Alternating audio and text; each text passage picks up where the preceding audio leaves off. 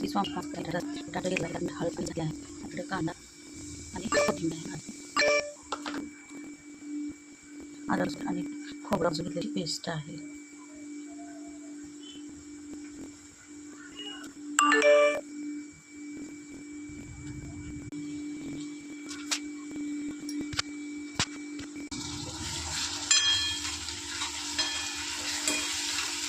Mix करून घ्यायची. काळे तिखट,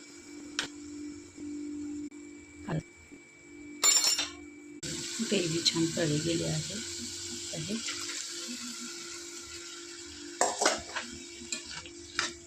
बघा, एक 5 मिनिट आपण शिजू द्यायचे. तयार झाले आहे बटाट्याचा सरभरीत रस्सा. आवडल्यास नक्की लाईक व सबस्क्राईब करा.